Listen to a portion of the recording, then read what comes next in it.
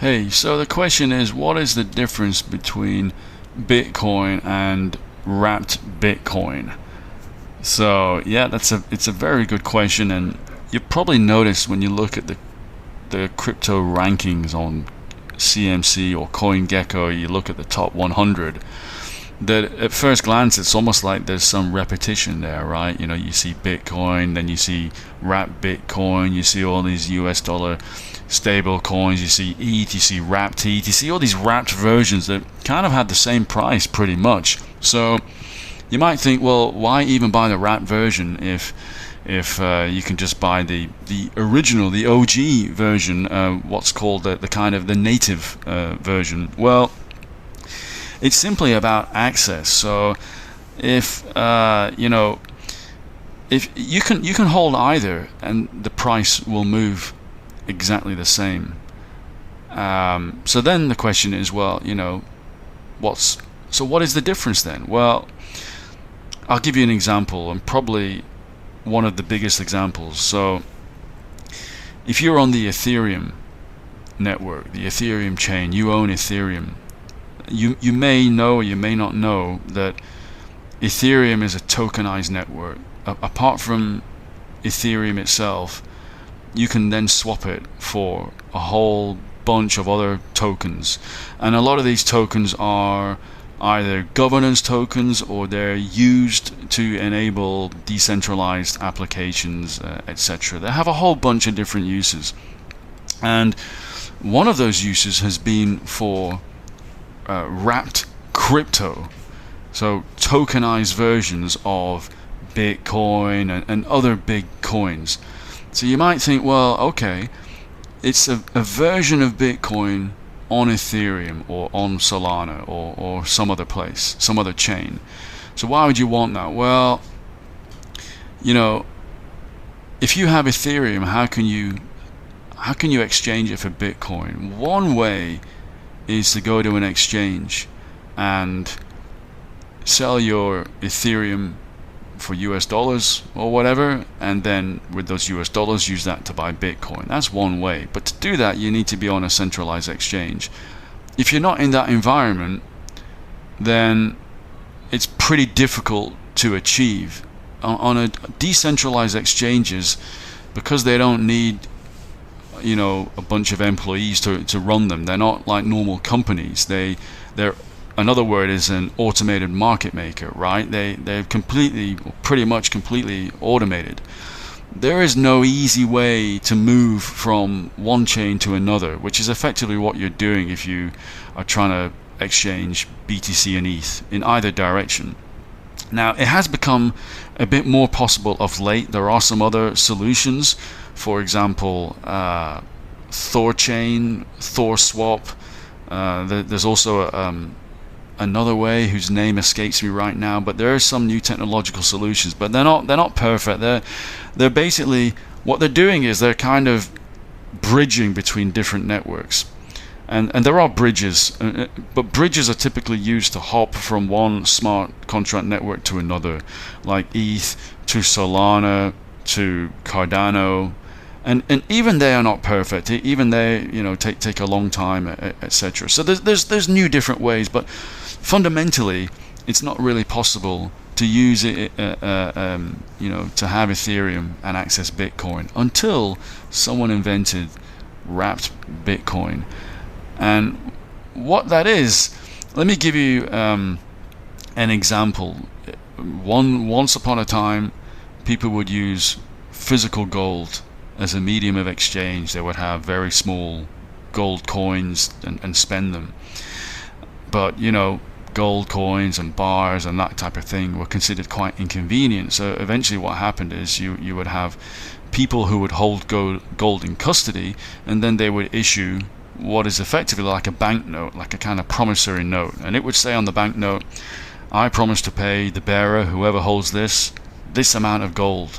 So that way people didn't have to carry around gold. Instead they could just use banknotes and exchange banknotes, and actually all you needed to do was hold banknotes, and for those who really wanted it, they could go to the bank, to the custodian, and ask them, look, exchange this for my gold, and then they would give them the gold. And that is really what wrapped Bitcoin is. it allows anyone holding ETH or similar chain to access, to kind of hold Bitcoin without holding it. So instead of actually holding the Bitcoin like holding the gold, instead they're just holding this note, which is the same. It can be exchanged ultimately for the Bitcoin. So wrapped Bitcoin is a token. It follows the price of Bitcoin because it can ultimately be exchanged one for one with Bitcoin. And that's the whole purpose of wrapped Bitcoin. It allows people to basically access Bitcoin or similar wrapped assets on another chain. That way you get exposure to the price. You can easily, very quickly swap it back to ETH.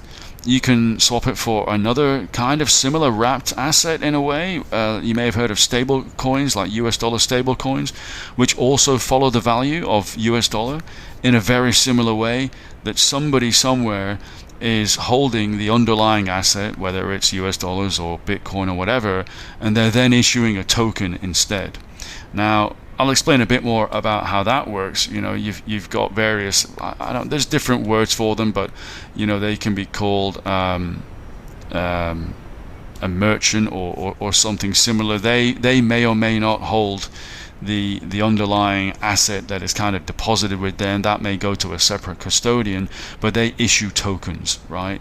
They say, okay, we know that the underlying US dollar paper money or the underlying Bitcoin has been locked up somewhere under contract, and therefore we're going to issue one for one these tokens. And because they're one for one, because they're regularly audited, by professional audit companies, then they will behave just like the underlying. And another great advantage of wrapped Bitcoin, or even I mentioned as well stable coins, which are similar, is that they can then be used in decentralized finance. Any token can then be locked up as collateral. You can obtain a loan on them and that kind of thing. So yeah, it opens new opportunities for decentralized finance as well. But fundamentally, they're just a way of getting exposure to the underlying asset. It's like buying a Bitcoin ETF, right? You can buy a Bitcoin ETF or any kind of ETF, an ETF based on commodities or something. You don't have to actually go and buy copper. You don't have to go down the scrapyard and buy copper to get exposure to it. You can just buy an ETF. It's the same thing with gold. It's the same thing with wrapped Bitcoin versus Bitcoin, or stable coins versus underlying US dollars. So very useful for all kinds of use cases. You don't actually have to buy the native asset. You can just buy the wrapped version. Now, there is a risk involved in this, I will say, and these, as I said, these things are held in custody under contract, and then a token is issued on the back of that. So in theory, whatever's held in custody could go missing, could get stolen, something could happen, there could be some disaster. So there is a risk known. I think this risk is known as the risk of being depegged, right? When you see the price of wrapped Bitcoin, it should always be pretty much the same as Bitcoin, but it will fluctuate slightly, okay? And there is a risk. I mentioned a couple of ways, custody risk actually, but there are risks involved when you have a wrapped asset, and in theory it's supposed to follow the price of the underlying to within a very small amount, kind of within about 1% or so, that it will basically stay there. Now sometimes, every now and again, there can be some big event, and there can be, the price will move a little bit more than that ideal 1%, and it should go back like a rubber band.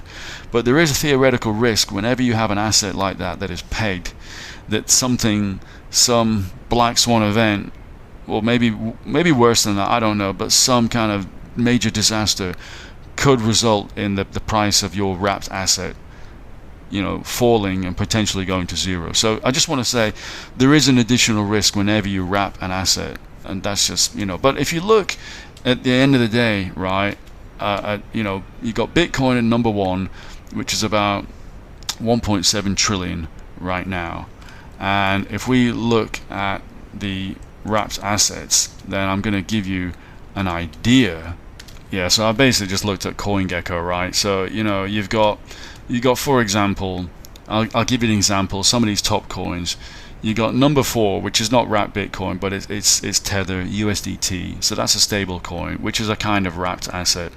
That's at number 4. You got number 7 USDC. That's another stable coin. So number 7, you have something that as well as obeying a peg.